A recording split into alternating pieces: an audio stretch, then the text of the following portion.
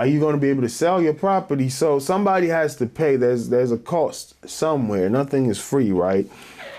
And that's what we'll let the legal people decide. But those are going to be some of the ramifications. Some people may not be able to afford houses, or the real estate commission may be restructured. Who knows? Or it all may just be kicked out because you sold the house, you sold it at an amount.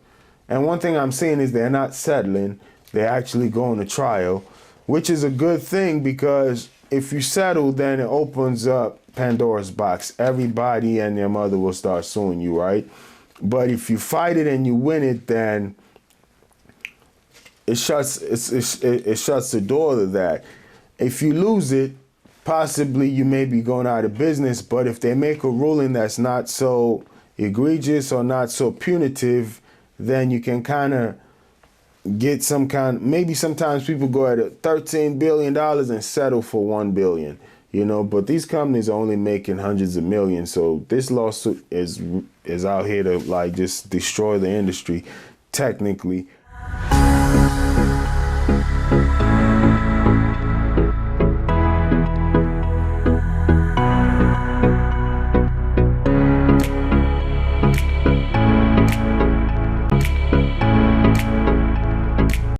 Welcome everybody to your Real Estate Podcast, episode 3. Glad to have you with me today. We got a lot to get into, the class action lawsuit that's ongoing in the real estate industry. Just get y'all up to speed on that, possible ramifications. We're going to discuss where we are today, what that may mean, based on how things transpire. Talk about the national stats, housing market prices, inventory levels, best practices for realtors in this market. We know the market is pretty challenging right now. So there's a lot to get into, a lot to discuss. I look forward to hearing from y'all as far as tips, advice, what topics you may need us to cover. So just leave a comment down below wherever you may be getting this from. And all right. So welcome to the Real Estate Podcast. We're going to talk about this current ongoing class action lawsuit. Just get everybody up to speed. Just basic on what's going on from what I've been reading and trying to just find out what's going on. Just get everybody up to speed. So some sellers who sold some houses are suing in a massive class action lawsuit for $13 billion, suing NAR, which is the National Association of Realtors, suing a few companies, Remax, which I currently work with, Keller Williams. I don't want to say names that I'm not certain, but all the big agencies are being sued for about $13 billion, right? And what they're saying is it's a commission lawsuit. So without getting into all the legal details, I'm not a legal expert, but pretty much they are suing on, saying that they shouldn't be, or they shouldn't have paid for the buyer's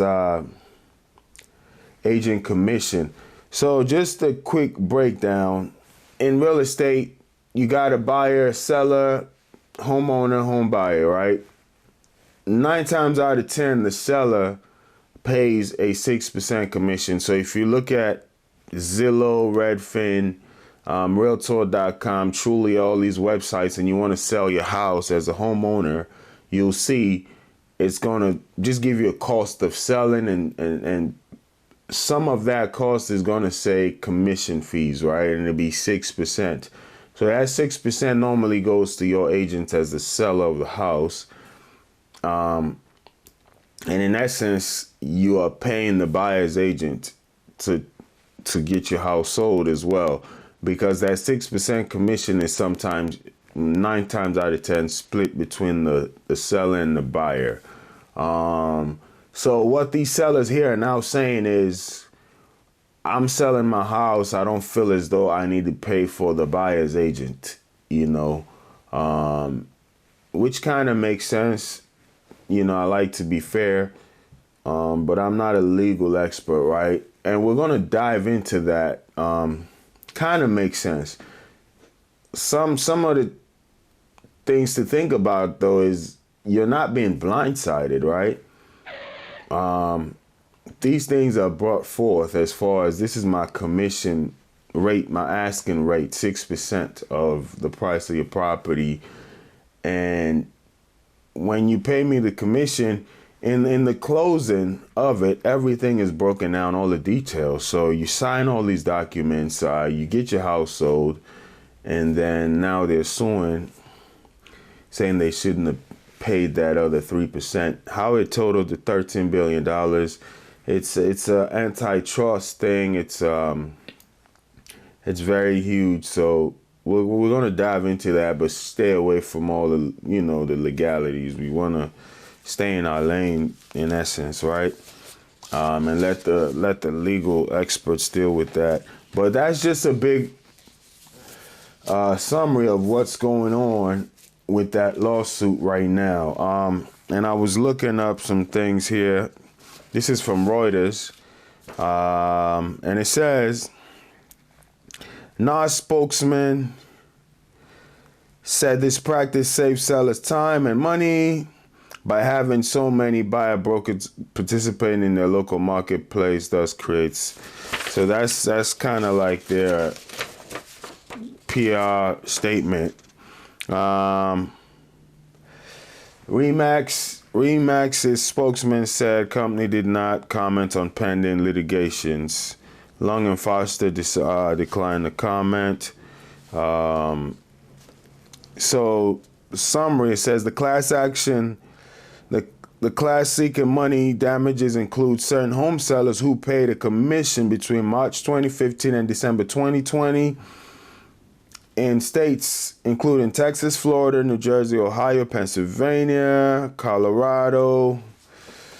Court filing shows, right? Case is Morrell versus the National Association of Realtors.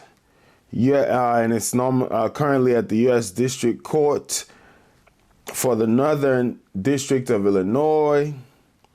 And it gives the case number and everything else. So currently in the Northern District of Illinois, let's see what this says. U.S. District Judge Andrea Woods' decision grants class action status to past home sellers seeking more than $13 billion in damages and creates a separate class of current and future sellers who want a court injunction that bars subsequent violations of U.S. antitrust laws. So they see it as a violation of antitrust laws. Why do they say that? I'll say this much. You got some agents that kind of give the business a bad reputation, right? A couple episodes ago, I talked about this one gentleman I was talking to trying to get, list his property, and he was just kind of frustrated with some of the agents he had dealt with and how, they just all after the check and no service, no integrity in essence. And that is true in not only this industry, but a lot of them, right? As we know, for the love of money, is the root of all evil, right? So,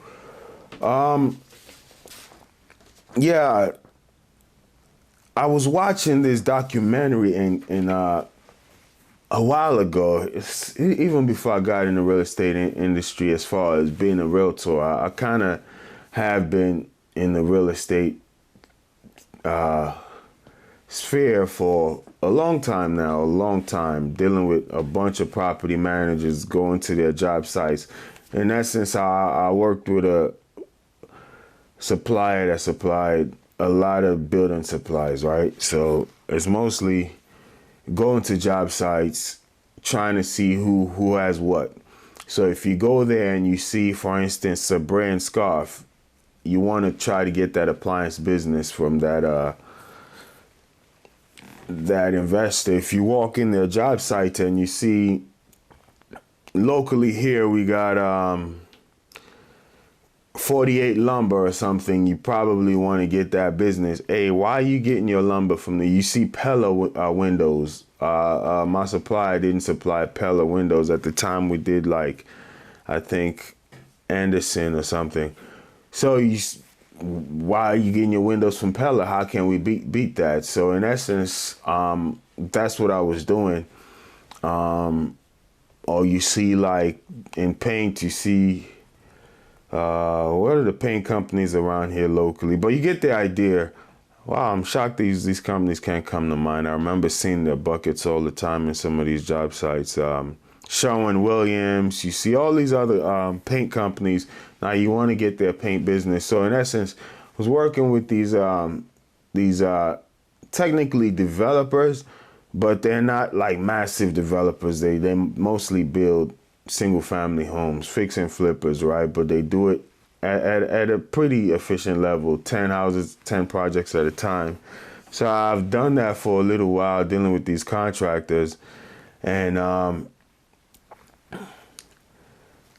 while I was in there, you like to just stay up to date in the industry. I was watching this documentary, but it was mostly focused in Canada. And you know how documentaries are, they talk about different things, but then they honed in on this one lady as the primary example of the documentary. And her thing was, she was trying to sell her home for sale by owner, and they kind of investigated, they had hidden cameras in her property and neighboring properties that were less or even better than hers, things like that. And they showed realtors that were staring. It just says, as it says, you're staring. You're kind of, there's a specific definition, when you take your real estate exam, but staring is literally, as it says, you're staring your client into a specific direction for whatever reason that may be. If you're staring your client for their best interests so they can possibly save money, get the home they desire, then I don't think there's anything wrong with that. You're just doing your first duty as a realtor, right? You have their best interest in mind, right? I think it's fiduciary duty, but you have their best interest in mind. You're making sure they get what they're paying you for. You're helping them to as much as you possibly can, because when it comes to legal aspects, as a realtor, we're advised to stay away from that. You may give not only legal, but also in areas where you need to be trained. For instance, you can say, "Oh, I see a leak here." You can't go give plumbing details about the plumbing of the house. That's not your area. You advise your client, "Hey, I'm suspicious there might be some issues here. Let's hire a plumber to come look at this." Right? Or roofing, I think the roof may need some work. Let's hire a specialist to come look at this, get a second opinion. You need to kind of have a feel for it. And that's, I think, it's kind of funny how things all play over time. That's a little bit of a plus that I kind of thank God I have now. And I wouldn't foresee it, I remember walking as a salesperson, going to these builders that are flipping $1 million properties in Washington, D.C., and I don't know anything about the building process, how a house is built, and they pretty much buy the house, they gut it out. Like in Washington, D.C., you got to keep the front of most of the buildings because they're trying to keep the historic look. So you can buy the house. There are townhouses, a row of them. So there's a wall and there's somebody living on this side, somebody living on this side. But on the middle section, there's just that front wall. The entire back has been gutted. If you go back there, literally what's holding that front section up are like lumber, it's planks leaning down against the ground. So that guy purchases that house, tears everything down, and he's building the house from scratch, in essence, a brand new house, just with that old front. And then we had to go in there and try to sell him concrete, everything. Was there anything we couldn't supply? I really doubt it. Drywall, windows, doors, doorknobs, everything. We were just trying to. But some of these contractors would say, I don't want to give all my business to one company, you know. I want to be able to shop around for deals. Understandable. So imagine you going to people that are building 10, 20 houses. You're going to sell them product. They're going to ask you questions as though you're a professional, you know. And you go there, you can't answer these questions. So I shadowed one of my mentors, and she was a very nice lady. She's been doing it for a while. And she sent me this. She was the one that kind of sent me these documentaries to watch. She sent me a documentary about, she likes it. It's a very old documentary, talks about the building process, what goes down first. She actually sent me the videos on my phone so I can know step by step how a house is built. Because when you encounter these contractors, sometimes they expect you to know. If you came to my job site, does the plumbing go down before you lay the foundation? Or do you lay the foundation first? Or after you put the plumbing, you lay the foundation, what's next? Is it wiring? Is it drywall? Are you building the frame? The reason why they expect you to know that, sometimes they're expecting you to kind of be looking for those products, because as suppliers, we didn't supply everything. Obviously, we're like an intermediary. Some things we created, but most of it is like you're outsourcing to vendors. So they need you to be talking to these vendors already to kind of line them up so their job doesn't get stalled. Because these house flippers are like on time. They take a loan, sometimes hard money loans from those that are just starting out. And the longer they take completing these house projects, the more interest rate they pay, you know. So I actually ran into one of those guys.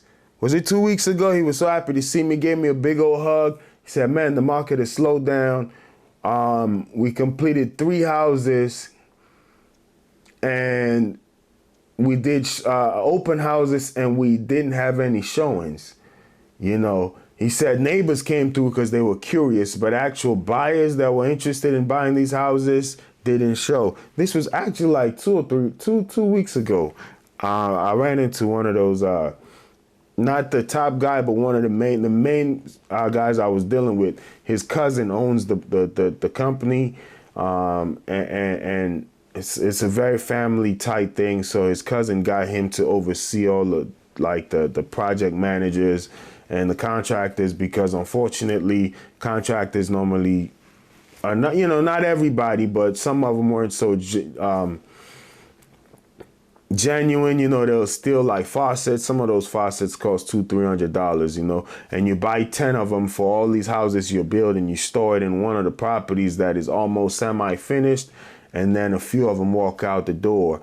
Or they will just drag their feet in how fast they work, because they normally get paid by the day or by the job, or don't know how they get paid, their pay structure. But in essence, dragging the work out, stealing property. So he was the guy that was accounting for all of that.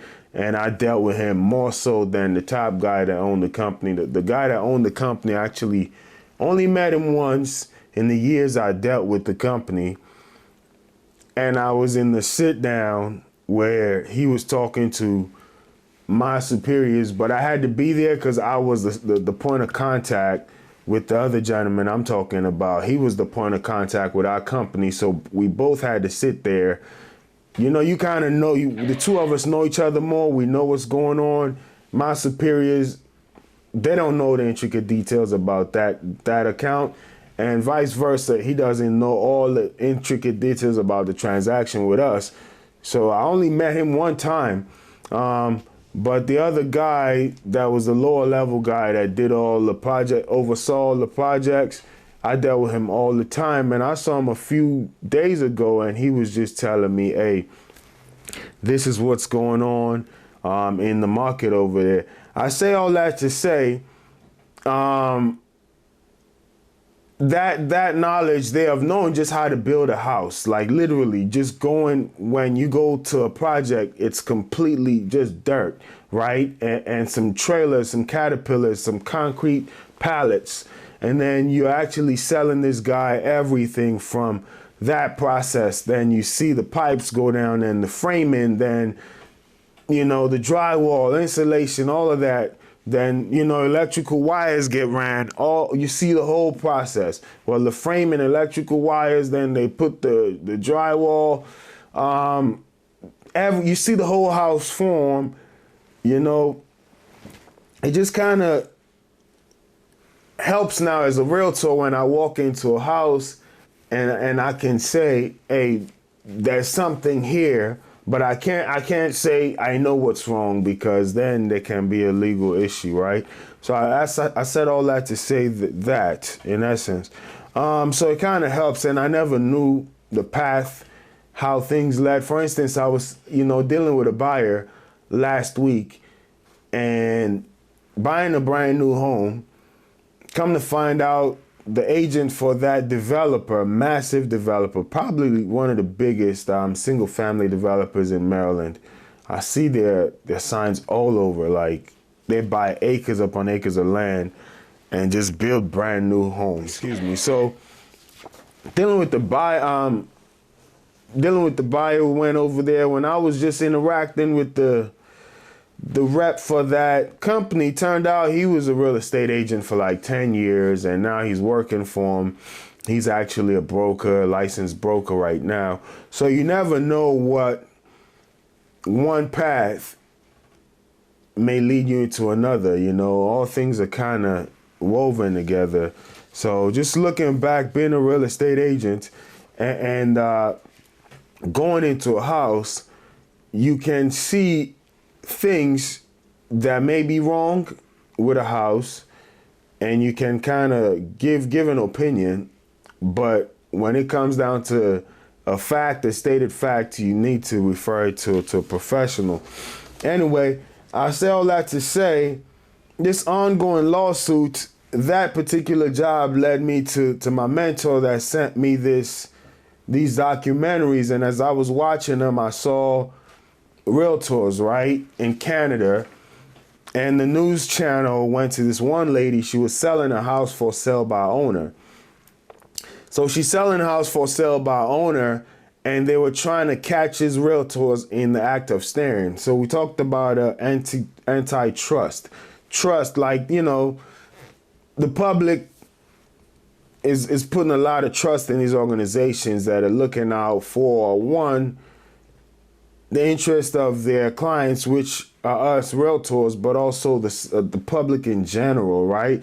To make sure the public is serviced and at a fair and ethical, in an ethical manner. So that documentary was showing these realtors, this house is for sale by owner. Man, and the lady was making a ton of money on the house. It wasn't like she was, you know, even if she paid a commission, but you never know what somebody wants to do with the money, you know.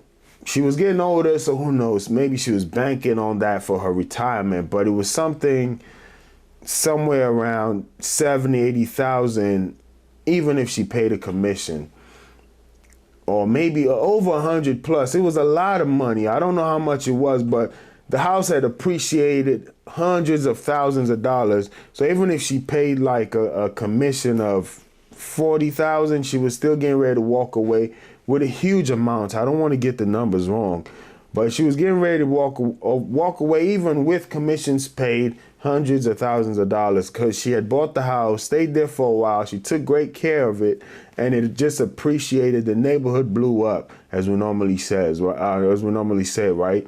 So she was getting ready to cash out, but she didn't want to pay any commission. So she wanted to sell by owner. So they put the hidden cameras there.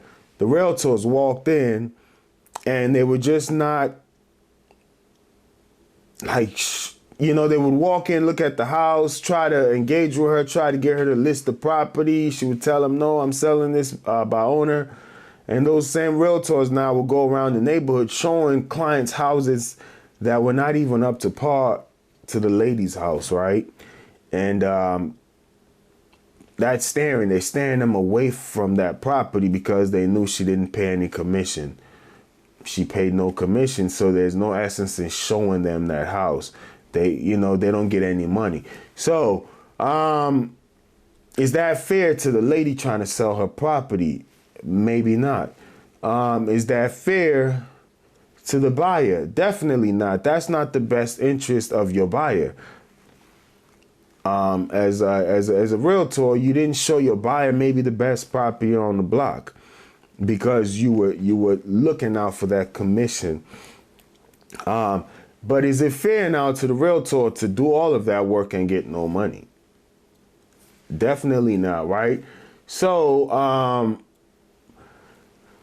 what agents do is if you list, let's say that lady didn't list her house, the other houses were listed by a realtor. These other buyers agent now took their clients to these houses where, this is in Canada, I remember, so it has nothing to do with the lawsuit ongoing. I just kind of want to get you an understanding. So these realtors now took their clients to the houses in the neighborhood that were being sold by a realtor. And I'll give you my example with the client I'm dealing with that's buying this new property. These builders don't pay the same amount of commission. And I'll just say, without getting into details, the difference in that commission check is going to be about $5,000. Initially, I wanted my buyer to pay the rest of it, but they were squeezing so much for money, they wanted to upgrade. There was so much going on. I just fell back and said it's better for them to be happy in what they purchase. The builder is going to give me some commission anyway. I'm not out here for the money. You do it for the money, but taking care of the person, to me, and another thing is I've known this person for over 10 years. So it's like that relationship is worth more than that $5,000, right? And plus, just in that transaction, they told me, hey, we got 2 family members that are looking to buy houses. Once they see we got ours, we're going to refer them to you. So it's just like, you never know when you just do things genuinely, you never know. You can go scrape 5,000 out of that and block yourself from repeat. This is like a new couple moving in. Let's say they get children, they want to relocate. You're going to be their agent moving forward. So I don't believe in squeezing every dime out of a transaction and leaving people with a bad taste in their mouth where they're not going to want to deal with you anymore. So don't be penny wise, pound foolish, trying to squeeze a penny and you lose a pound. So the relationships, to me personally, and I thank God for my position where that commission check is not, if I don't get that, I wouldn't eat, right? So if that's how I was right now, who knows where I would be and my thought process, because I don't want to make myself seem better than other agents. But I thank God I'm not in that position to where I'm like, I need that money to just, by any means necessary. I think the relationships are better. Anyway, I say all that to say, did a transaction with a buyer and I'm losing $5,000 in commission because the seller is not paying as much as I would have gotten if I went to a realtor, just a regular realtor and a seller. So I didn't steer my client to something that would be beneficial for me, right? And that's why this lawsuit, it's they just putting everybody in a box in essence. They thinking all realtors always stir people to, And personally speaking, from my that just happened to me literally. And I told my buyer at the meeting, hey, this is going to cost me X amount of dollars. And then the seller told the builder, the developer said, normally other real estate agents would charge you that balance. And in essence, I really thought about doing it, but it's just that they upgraded the house to a higher level and it was a little too much. So I was just like, you know what? Nah, we're not going to charge them this. It's not worth it. You know, let them get what they want. If they're satisfied, I think in the long term, that'd be a better investment than that $5,000, right? Anyway, so realtors now would say, I need that $5,000. I'm not going to go to this for sale by owner person, this new developer. I'm going to go to, they show their clients a house that pays the most commission in essence. So now these sellers are now saying, it's not my job to pay for that commission. That's what the gist of it is, right? So I saw that documentary, and that's why the antitrust thing comes into play. Once again, I'm not a legal guy, so I don't want to get too much into it, but I just want to say, this is after going on for about 10 minutes. I just want to say,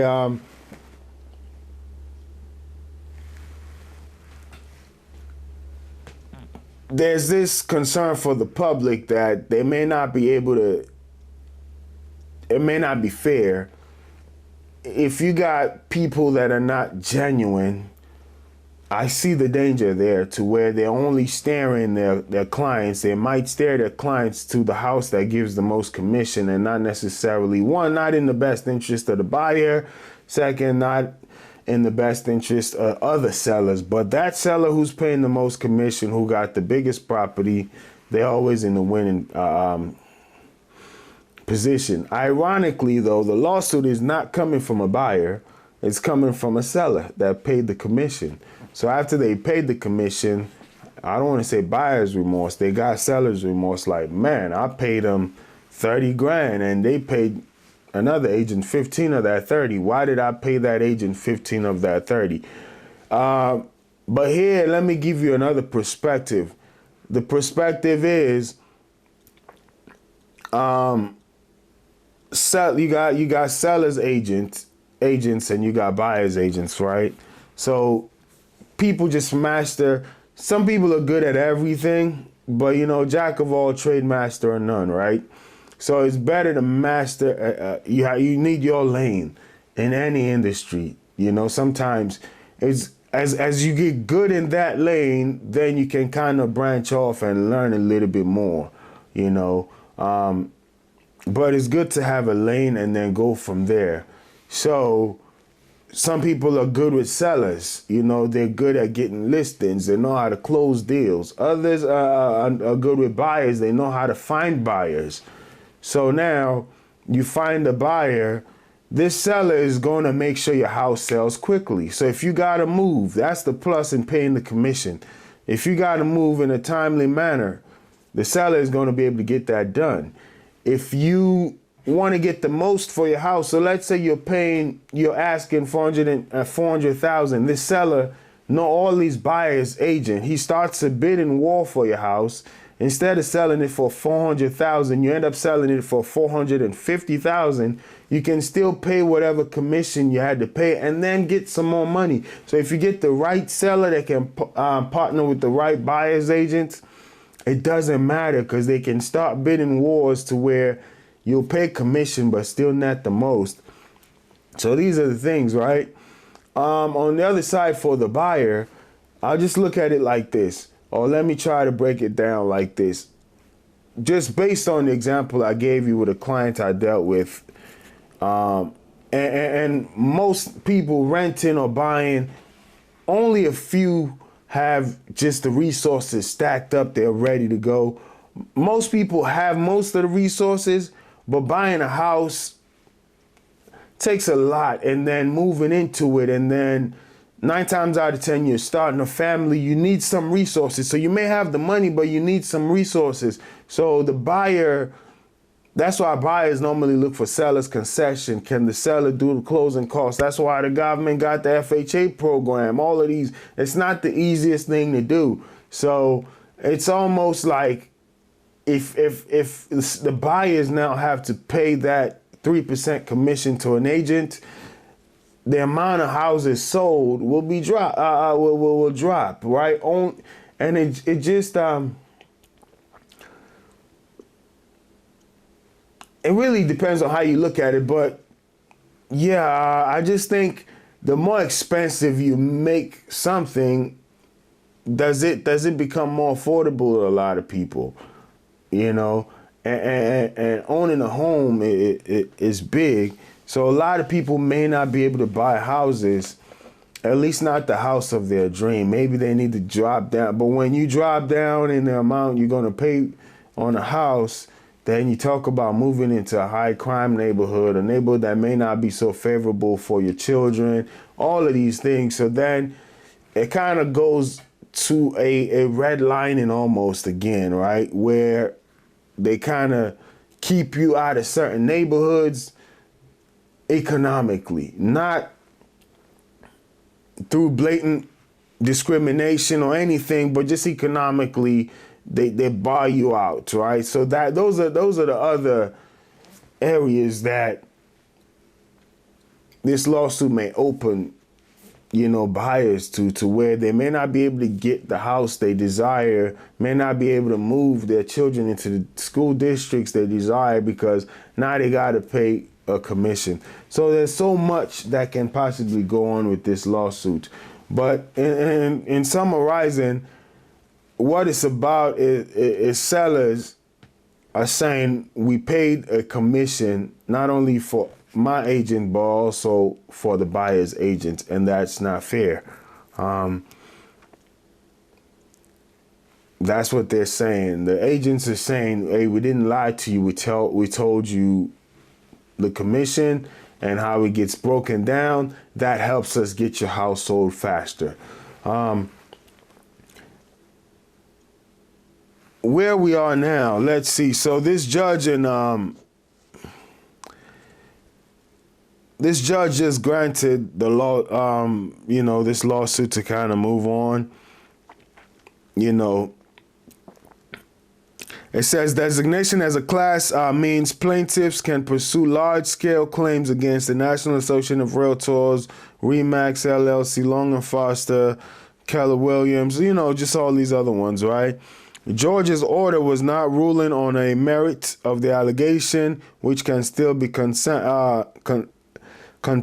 at a later stage. The defendants have denied their conspiracy allegations. So the conspiracy allegations is why I gave you that story about how realtors kind of didn't show that lady a house, like staring. That's conspiracy. So if these things are proven, that may be a problem. But if it's not proven, and honestly speaking, it just boils down to who knows how it's going to turn out, right? But on an agent level, just personal integrity, and those are some things that can actually get your license suspended. Do you have ethics? Do you have morals? You know what I mean? Are you all about the money? Because if you're all about the money, now you're staring people to where you get the biggest commission check. You don't care if the house is ran down. You don't care about anything. You don't, if it's in a bad neighborhood, whatever. Just, you don't care if it's too far from the homeowner. The buyer. You don't care. You just want that check. So whatever pays the most commission, let me take them there. So there's no ethics, right? But if you're doing it ethically, then I think it helps the transactions move. It helps the seller sell their house. Let's say you got an emergency, you got to get rid of a house, financial emergency, and in the market, especially like this one today, you put it for sale by owner or with a 3% commission. It's not going to attract as much buyers. So is there a conspiracy? No, because those agents that are bringing these buyers got to get paid. Do you want them to just work for free? Is that what we're saying? So no, if they got to get paid and these buyers cannot afford the commission form, as a seller, it's almost like the seller's paying closing costs. Some of the closing costs. If you're going to get enough offers to where you make more than your asking price. As a seller, you just say, okay, I made more than I wanted anyway. Who cares if I pay this extra whatever to an agent? They gave me my asking price and then some. So it depends. But if you just, I need all my money, that should have been my money, then that's where the issues are.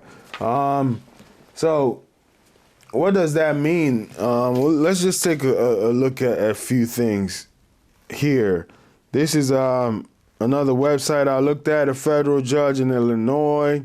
Same thing it's stating. It says plaintiff in the Morrill case filed in 2019 alleged that commission sharing inflates the cost for sellers.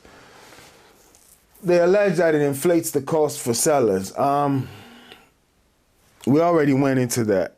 It costs the sellers more by maybe 3%. Possibly, yes. I don't even think, in violation of the Sherman Act ruling against the National Association of Realtors and various franchises, then it gave the name of them. This may be true, but if that seller now, that seller's agent gives you more money than you were looking for, it's not like the cost is going to go higher, you know. Anyway, let the legal people deal with that. It all depends on how it comes down to. Plus, these things are not hidden. Moreover, because buyer brokers will show homes to their clients where the seller is offering a lower buyer broker commission. That's what I talked about that video where there was staring. So if staring is going on, then that's the problem. On my personal example, like I gave, I think giving the client what they are looking for is the most ethical way to do it. That's the problem about money, right? When you love money and you don't have any ethics in what you do, you may do some things that are not right. But if you genuinely care about the outcome, and in the long run, you end up making more money anyway. If people, that's the best kind of advertisement is word of mouth. When somebody says, go to that doctor, go to that nurse, go to that realtor, they took care of me. I think that is where it should be. And I think with the example I gave, helping a client get the house of their dreams, even though it cost me $5,000 in commission, over the span of time, depending on how long that may be, it's going to give me way more than $5,000, you know. So, but some people see it as in here and now. So there are a few things there. And a lot of these companies are being sued for $13 billion with a B, right? So I looked at some websites, and depending on the website you look at, they kind of rank these agencies differently. This one is saying Keller Williams is the top company in the world. Second to the company I work for, Remax.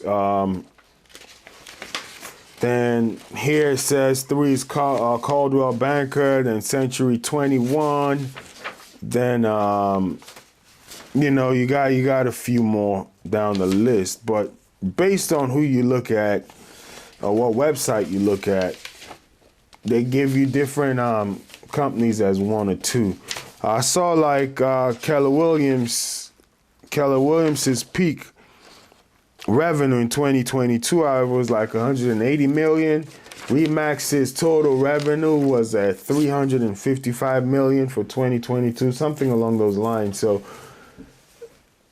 we're talking about hundreds of millions of dollars, but they're being sued for 13 billion. So this lawsuit right here can result in some of the major players in the industry going out of business if they lose the lawsuit.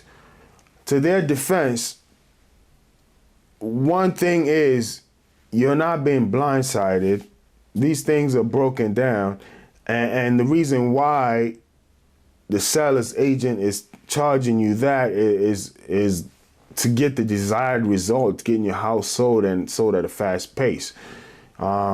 It's almost, to me, it's the very essence of why some people go to a 5-star restaurant rather than a fast food restaurant, right?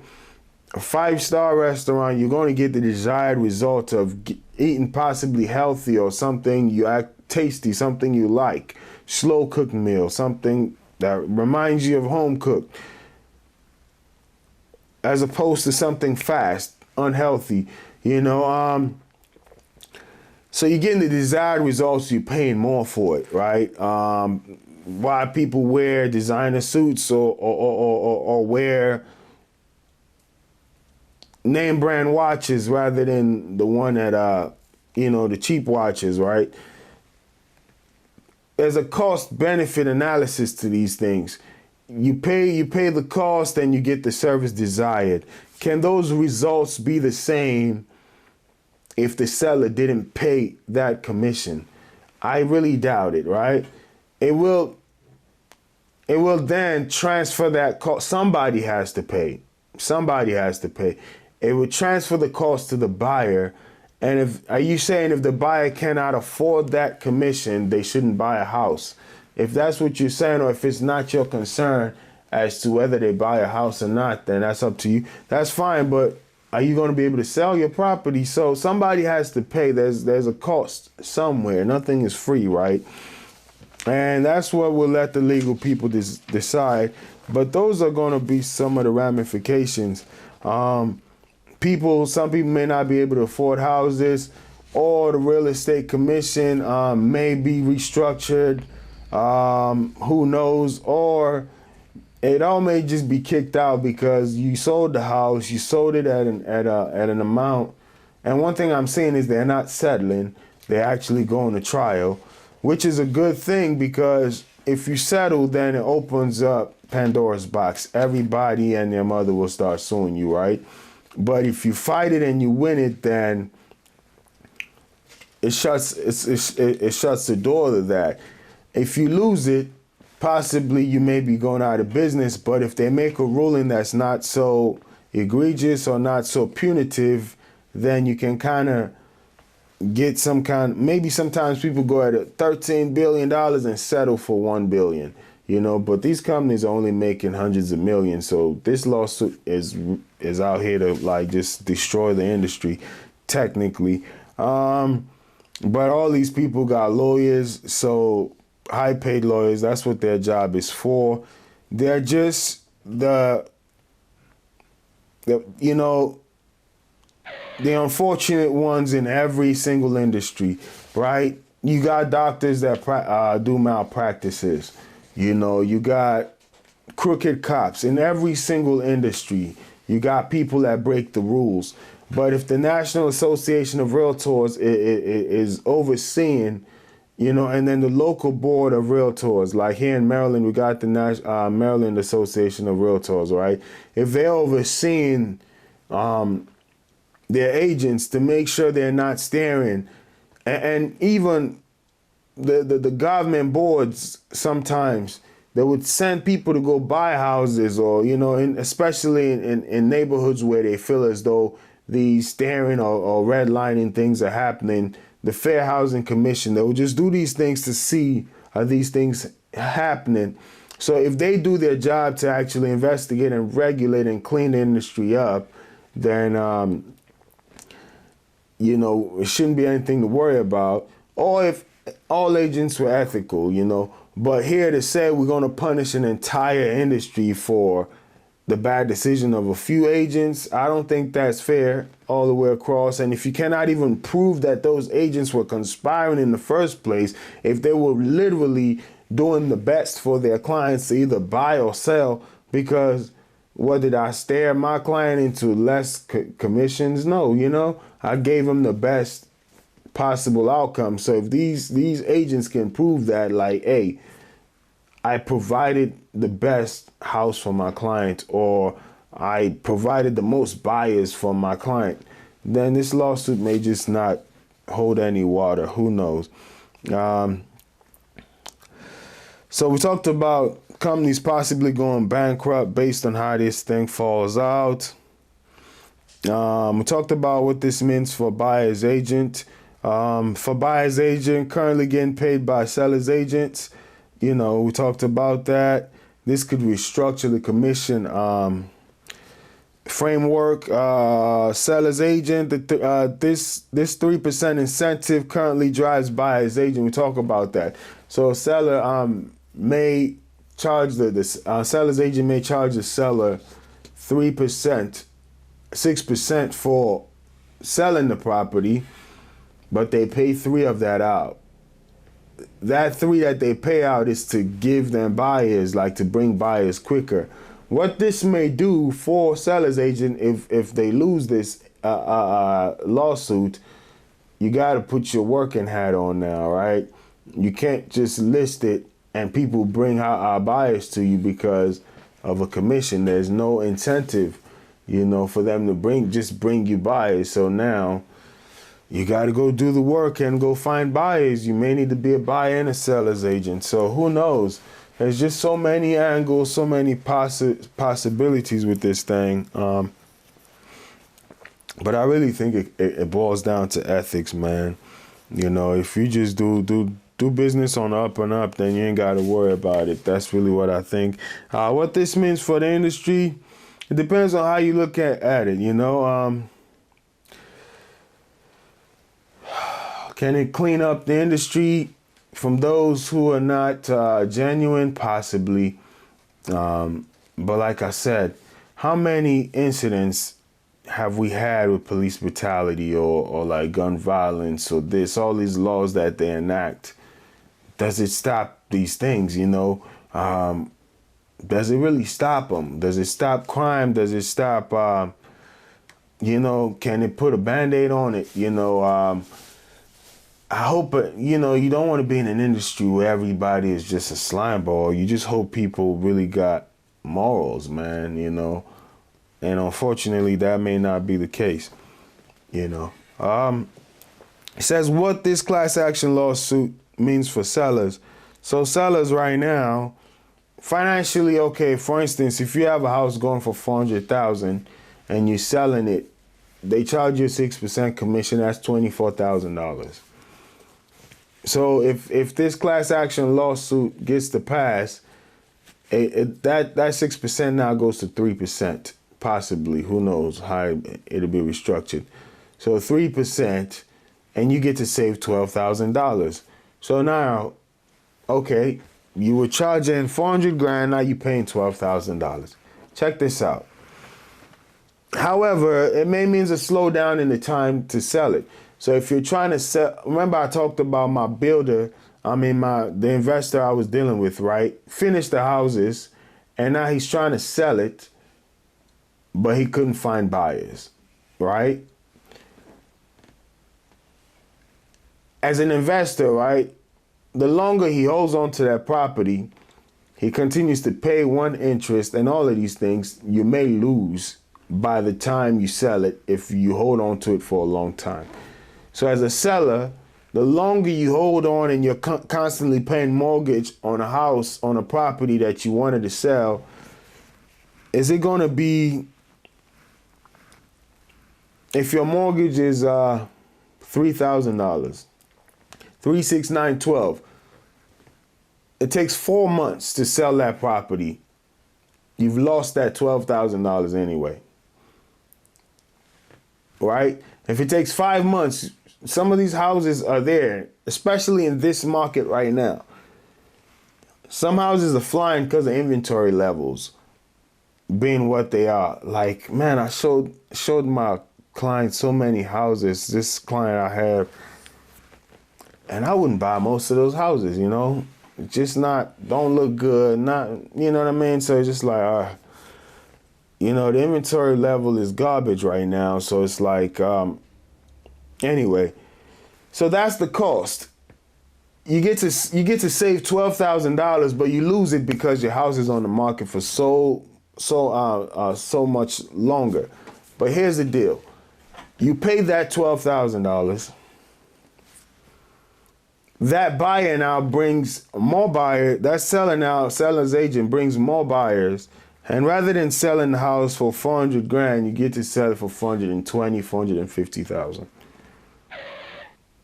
Is that 12,000 not worth that extra money you're gonna make, and in a good time?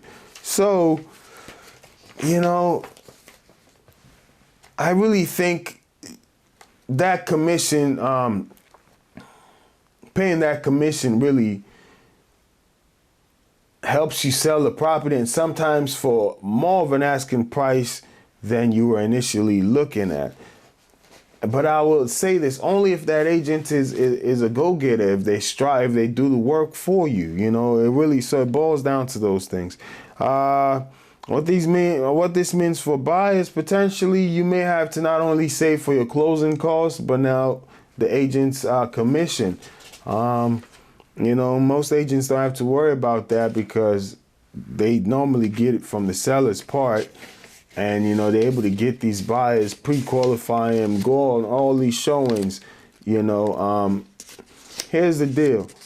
I'll just tell you this much. It will kill the selling, initially at least, because all these people showing all these houses to 10, 20 buyers. Like, you go to some of these websites, not to single them out, but like a Redfin. People go look at a house on Redfin, and you got these agent partners that they then take these potential buyers on tours. You go on all these tours and these buyers don't even buy. Or they go with another agent. They go by, so it's like, as an agent, before you even go out now with that buyer, you're going to make sure they at least sign on the dotted line that they're going to pay you before you even take up that contract. You're not going to be a tour guide, so it can be a plus for a buyer's agent, because now you got the buyer committed. They're not going to take you on a wild goose chase, Now they're committed. They'll have to. You're not going to spend $12,000 and then play games with your money. But what buyer is even going to do that, right? So it's just like, it's going to crush a lot of people. And my biggest thing is, if it was told to you, you weren't blindsided, it helped you, you ended up getting the desired outcome. What is this lawsuit about? But that's where we're going to leave it up to, we're just keeping an eye on it. So let's see potential outcomes. As I said, right, don't comment on ongoing litigations. It's really not a comment. It's just bringing people up to speed. So it's like, man, I don't know. It's really tricky on how it goes. I don't know the intricacies of that particular case. So that's why I never really touched on it. I just know the possibilities there. And, it's interesting. We'll keep an eye on that. All right. So now let's shift gears where we are right now. So the housing market right now, so it says existing home sales for May 2023 will be released on Thursday, June 22nd. So it's not June 22nd yet, so the May numbers don't come out till the 22nd of June. Today's actually just the 2nd of June, right? So we got 20 days to go. So these numbers are for April. April 2023. It says existing home sales decreased 3.4% in April 2023. With all four major U.S. Regions registered month-over-month and year-over-year sales decline. So East, West, North, and South report a month-over-month decline. It says the existing home sales data measures sales and prices of existing single-family homes for the national overall, and gives breakdown for the West, Midwest, South, and Northeast regions. This is according to the National Association of Realtors. So existing home sales are down 3.4%.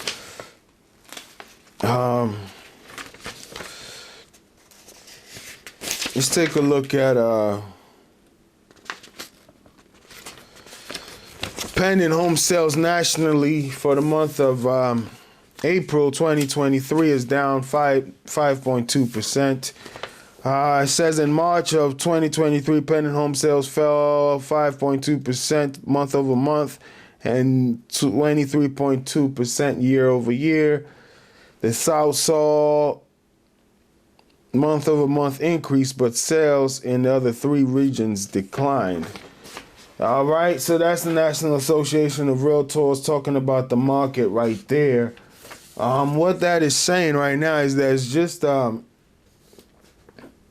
there's a decline, but increase in the South. Here it says the South saw a month over month increase. We talked about some factors that may be at play here. For instance, the great migration. People are moving down south. You know, funny. I give a story in 2006. I went down to Atlanta, I think for the first time actually, and I went down there and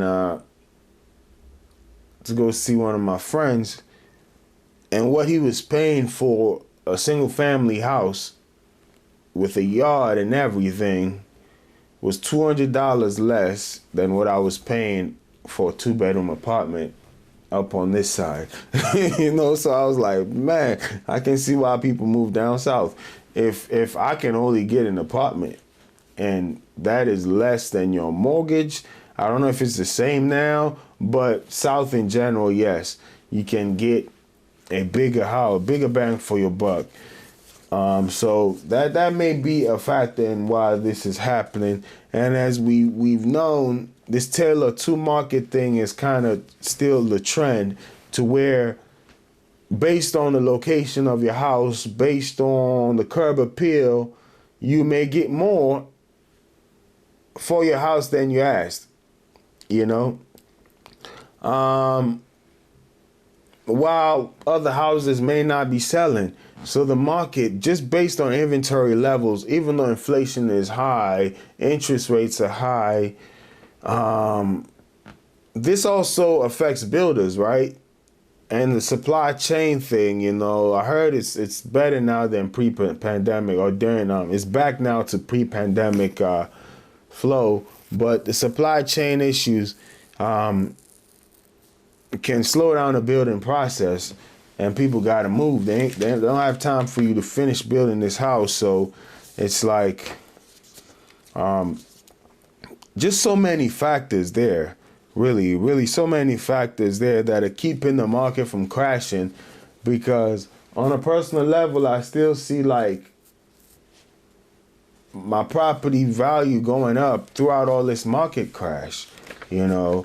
So I look at it periodically, or you get these emails from like a Zillow or Credit Karma, things like that. It'll say, oh, your house is appraised. The reason why you want to refinance, I got a 2 point something interest rate. No way I'm refinancing, right? But unless it's a cash out refinance, that's something we can talk about later, just on real estate investing. But anyway, so I just see these things like, okay, the value is still going up. So the market is crashing, obviously. For realtor selling, I know this firsthand, right? Talk to so many people, and it's really not moving, which is it may be money down the road. They may move down the road, but right at this moment, you know, you got to really meet a motivated buyer or seller, right?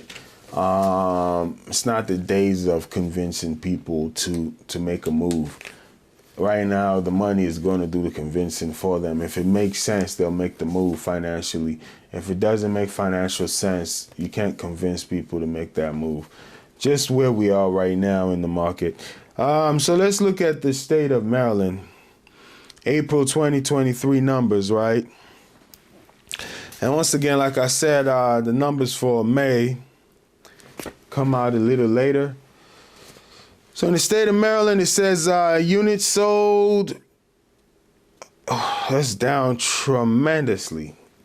2022, April, 8,240 houses were sold. In April 2023, 5,456. That's a 33.8% drop. The market is really, that is a huge change as far as April. Springtime is when things pick up. Between spring and summer, that's when a lot of transactions are happening. And just a quick tip for a buyer, you're going to get the house you want, but you're probably going to pay the most for it. You know, in the wintertime, things kind of slow down. You could get deals, but then you may not get the house you want because it may not be on the market. So in the springtime, things start to heat up a little bit. And so for April and the numbers to be this bad is not a good sign, right? Average price actually went up. This is what I'm talking about. You know, but maybe that law of supply and demand is at play here. With less supply, inventory levels being low, the price goes up. And that's just what it is, even with the high interest rates and with everything else that are indicators that the market should be tanking and homeowners should be losing equity on their house. That is not what I have seen. Even on a personal level, the housing prices are still going up. Maybe because the inventory levels kind of dictate that. And we're going to talk about housing shortage tracker. I printed out some stats there, you know, and we're going to look at that a little bit. So in Maryland, the average price of homes sold in the month of April in 2022 was $464,078. In 2023, April, $467,986. So almost close to a $4,000 increase, right? The change is 0.8% positive. The median home price went up $6,500, believe it or not, in Maryland. Change of 1.7%. So 2022 median home price in April was $390,000. Current median home price $396,500. So that's really what I've been seeing there. It's like prices of homes in Maryland are still going up, even though the unit sold is dropping tremendously. Pending listings in 2023, 6,856. In April of 2022, 8,000. So the pending listings are down 8,643, down almost 2,200, right? Down almost, 2,000 units. Active inventory, so looking at inventory levels, down almost 2,000 as well. Here we're looking at in Maryland, active listings in April 2022, 9,300. Now it's like 7,500 almost, which is, and then months of inventory. April 2023 got 1.2 months of inventory. Now we are at 1.1. It says new listings down from 10,008, almost 11,000 new listings to 6,500 new listings. Stick around and we're gonna talk about what this means for realtors, right? This type of market, what it means for real estate agents, what it means for buyers as well, and also sellers. Let's see if I can grab a pen. Wanted to make a note of that so I don't forget.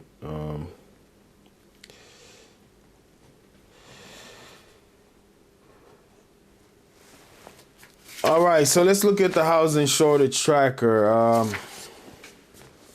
Once again, this is from National Association of Realtors. Those Maryland numbers came from the Maryland Association of Realtors. And this comes from the National Association of Realtors right here. Housing shortage tracker, it kind of explains what that means. And I printed it out because on the website you can kind of click on the market that you want to look at.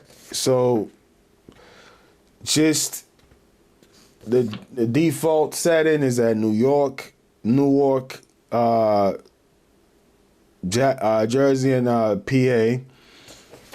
But I also looked at the Maryland, Washington, D.C., they call it DMV or whatever, Northern Virginia, which is Arlington, Alexandria, Northern Virginia. All right, so let's look at this. What does it say about the housing shortage tracker? It says, notes, a negative ratio shows that there were job losses in the area. We compared one-year job creation ending in September 2022 with the number of permits issued in the same period. So they look at jobs and how many people are getting permits to build houses or, things like that.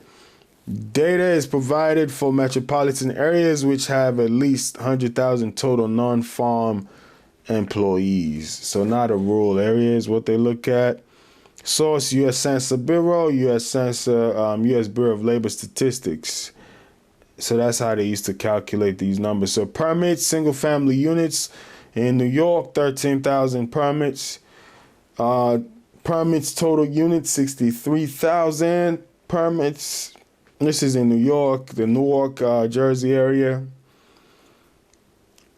New jobs, 452,000 new jobs. It's saying the housing shortage tracker computes how many new permits were issued in every new job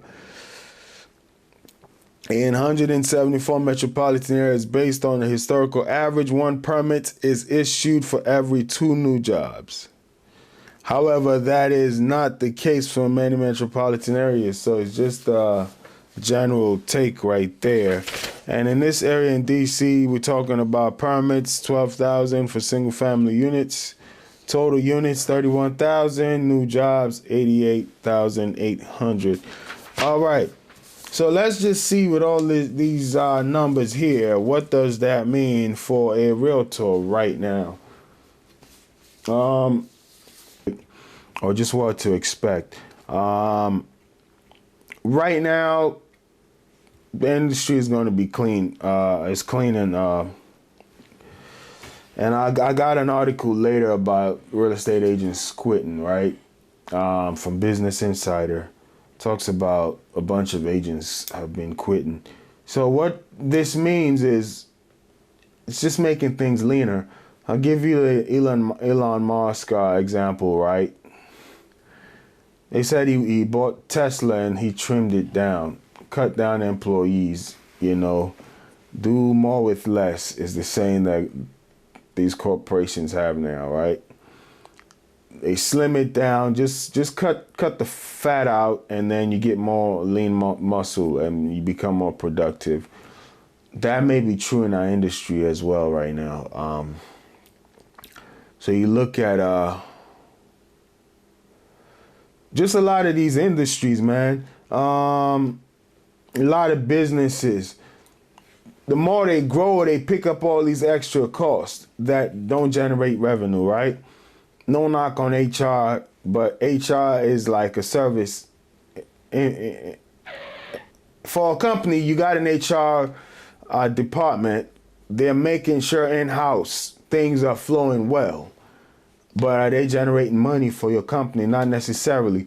So how many HR staff members do you need? So you think about these type of areas. How many of those can you let go of? Right? Can one HR person handle more?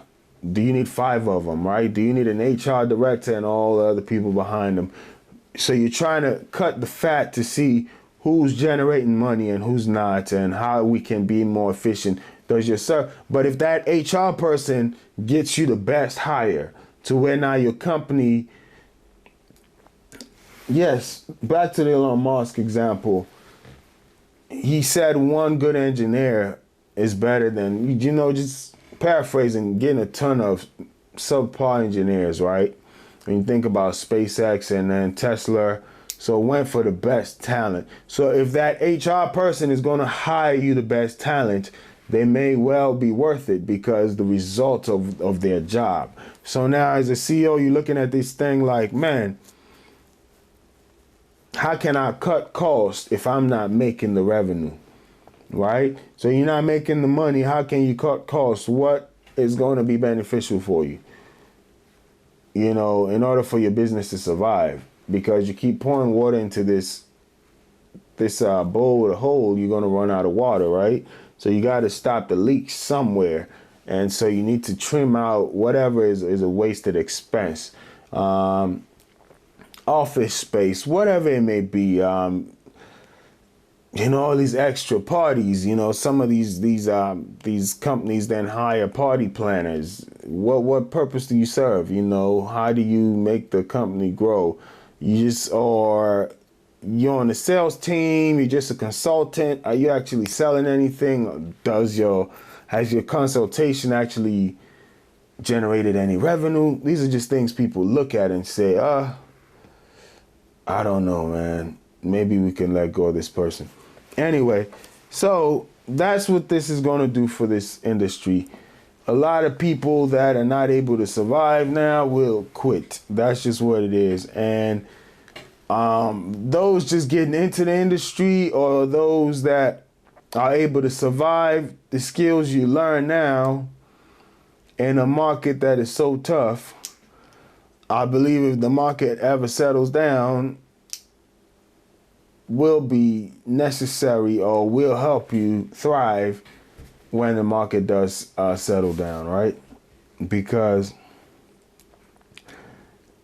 it's like almost after going through. So I'll give this example. Remember back in the early 2000s, for those that are sports fans, the Western Conference was just so stacked at the time. We're talking about the Shaq and Kobe era, right?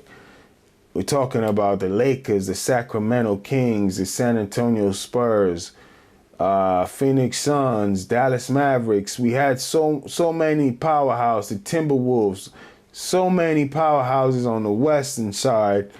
The Eastern Conference was really nobody. You had the Toronto Raptors, and then whoever came out of the West was going to win it. You knew that. So it's like after you went through all these hard teams in the West, once you made it to the championship, you just won it easily. And 9 times out of 10, you swept the team coming from the East, or they barely would win one game. So that is in essence what the market is going to do now.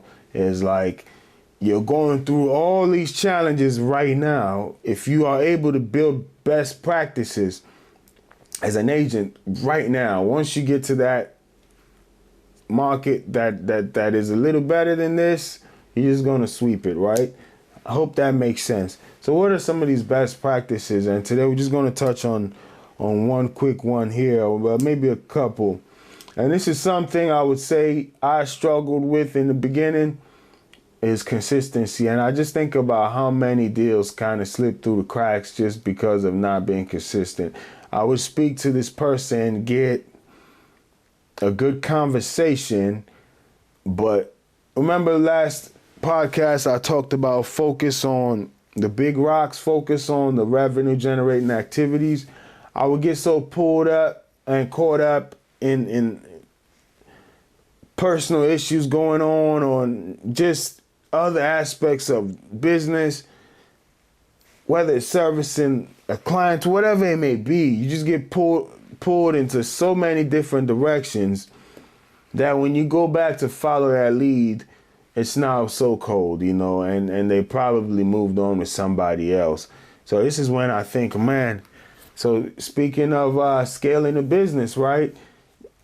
Would this be time to get a personal assistant? So if that personal assistant now allows me to focus on what I'm good at or what I want to be good at, which is actually revenue creating, lead generation and conversion, if I can just lock in on that and this person is taking away all these other tasks from me, will they be worth that money?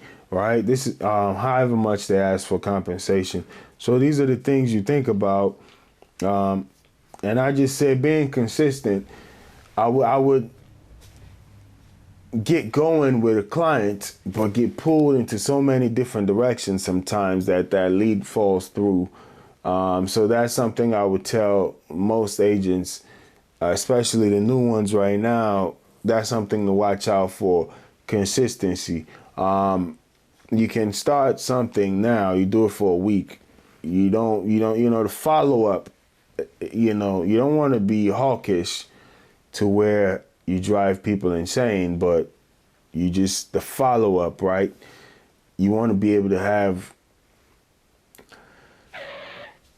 build into that sale, build into that deal, like slowly build into it, talk to that person, build a rapport, relationship, but if you let things go cold, it kind of is hard to just rekindle things in the sales industry, not in personal relationships, I guess, but in sales. It's just because sometimes when you got friends you haven't seen yourself for years, you can always just come back and get the spark going. That's not the same with sales. These people necessarily don't know you, so you're building with them unless it's a friend, but if it's not a personal friend that you're trying to work with, you got to kind of slowly build these things, and that consistency and conversations to where you take it from the introduction to getting to know each other to the listing presentation or whatever it may be, to showing houses to then closing the deal. That consistency in that, I would say, something agents must focus on right now. Other thing is, I was watching this video and the guy said, "What gets measured gets accomplished." I said, "Wow, that's heavy, So track your numbers. That's what I'll say. Track your numbers. I'll try to see if I can put up a chart as I go through this, but you want to look at contacts. How many contacts to a transaction? How many people did you have to talk to get into that transaction? This number can be skewed or can be misconstrued. So it needs to be put in the proper context, right? So if I talk to 5 family members and one of them happens to be looking for a house and I get a deal, am I going to say every 5 people I talk to, I get a deal? Not necessarily. But if I go talking to 100 people, so you want to get a huge sample size, and then you see out of those 100, how many actually convert into an appointment. Then how many of those appointments now convert into a deal? Then how many of those deals now close? Because when you got the listing appointment, how many of those listings actually sell? So just because you signed a listing appointment doesn't necessarily mean it's going to translate into a sale. How many of those listings actually sell? So track your numbers. The reason why is talking about making your business lean and efficient. If you're running ads, for instance, I run ads, I'll check the analytics on it. Then I see how much did I spend and what did it come up to. There are things I used to do when I first got started, I just don't do anymore. So it's not like you want to chase the golden, as they call it, shiny object syndrome. You're jumping from one thing to another. But you want to see what do you get the most bang for your buck for, and then you lock in on that. Then you can scale from there, So it's just tracking your numbers. I see how many hand mails I sent out. Hand mailing may take longer to materialize than a Zillow ad, right? Or a Zillow partnership, or like a YouTube or Google ad. So each just because you sending a bunch of hand mails out or postcards out and it's not materializing doesn't mean it's not effective. So don't just throw it out and say, oh, this is not working, I'm not doing that anymore. That is something you want to always have just to keep your name in your local area that you're farming, right? However, there are some behaviors that it's a waste of time, so that's why you want to track your numbers. And also, when you got your numbers, you want to compare it to a high performer in your area and you see what they're doing and say, okay, you talk to 10 people, you get 1 lead. I talk to 50 people and I get 1 lead. What am I doing that you're doing that's better, right? All right, so then you start to pick their brain. But if you track your numbers, then it just makes your business more efficient. You get to see what works, you stick with it. It's the same as, I'll just stray off here, building a YouTube channel, looking at the topics that work. You know, when you building the YouTube channel, it's not really about you. You make it too much about yourself. And that's something I was guilty of that I'm straying away from now. It's not about me and what I want to talk about. Do the people want to hear what I'm talking about? So I look at the analytics. You swing, you know. They say hit dogs holler, so you throw a rock at the crowd, you listen to, okay, I hear noise coming from that area, maybe we hone in on that area, right? So you look at the analytics. When I first start, you do a lot of different things, then you check the numbers and see where's the reaction coming from. Okay, now I need to focus on these topics. Same in your business, right? Track your numbers, please. See how many contacts translate to a sale. But I'll kind of give you a breakdown. You need an area that says contacts, then a column that says contacts to appointment, and then appointments to listings. Those are 3 areas. If you want to even get better now, you want to do listings to sales, your conversion rates, your actual sales. You know, when you get the listing, what is your close rate? All right. So now, just looking this up, they say a starter, 1 to 5 contacts. A high level performer, 1 to 5 contacts. A starter normally, it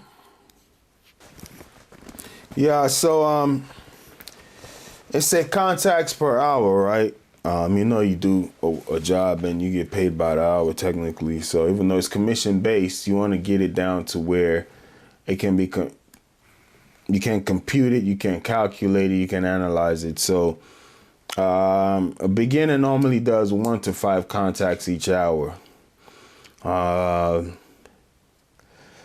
Somebody who's somewhat experienced, mid-level, you can say they do 6 to 8 contacts an hour. An experienced agent does 9 to 11 contacts per hour, right? And contacts to appointment, that beginner normally needs 150 contacts to get 1 listing appointment. That mid-level guy, 70 contacts, they get 1. And that professional, 25 contacts, they get 1 listing appointment. Now, those listing appointments to listings, that beginner needs to talk to 10 people before they get 4 listings. That moderate person, 10, they get 6 listings. That experienced 10, they even get 10 or at least 80%. Eight of those conversations, those listing appointments, go straight to a listing appointment. Go straight to a contract. So you got to know your numbers, do different things, and then let's say the goal is to make $100,000 a year.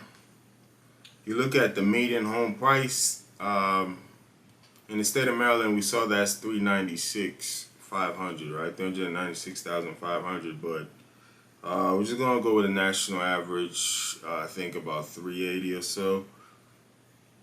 You multiply that by 0.03 because that is going to be your percentage on the commission split, which is $11,400.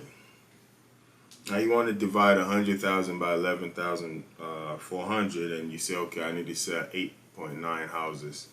9 houses sold per year. So then you set that goal, 9 houses sold per year. Then you look at the chart we talked about, contacts to transactions, and then see how many transactions you needed to do in order to be able to get 9 houses sold. All right. There's a lot more we can talk about, but we'll just move on from there. Just key takeaways: consistency, set goals, and also stay with it. Right, staying with it is the key, especially right now because a lot of agents are quitting. So let's go to that topic: agents quitting. There's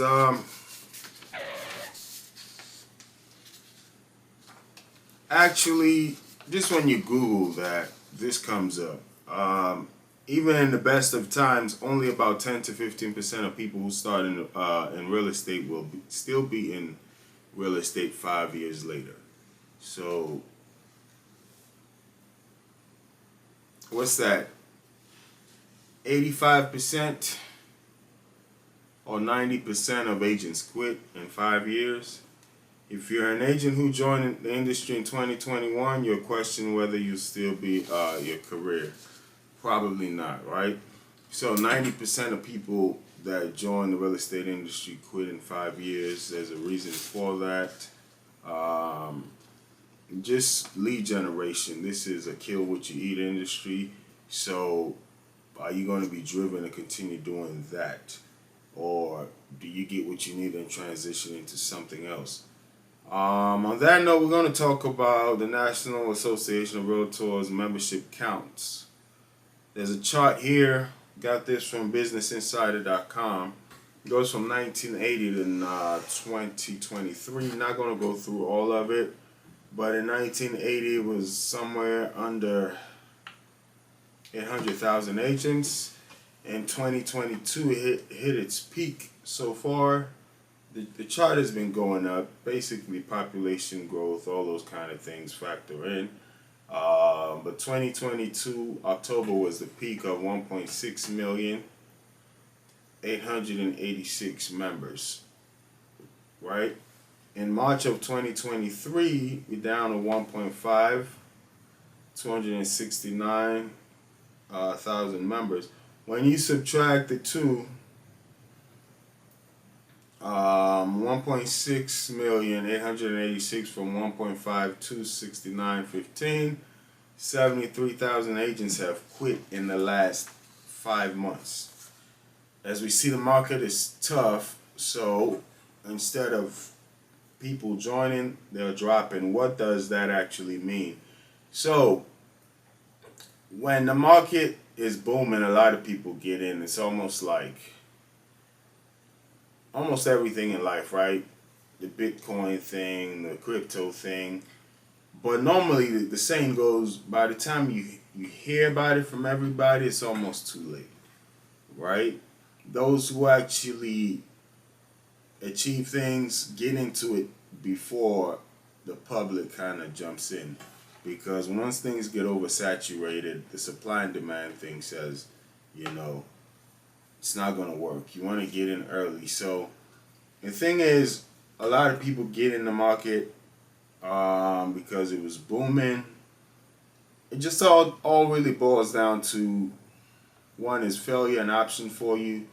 Secondly, what is your ultimate goal? Is it something sustainable? I know a broker who has been doing it with his brother since the 70s, right?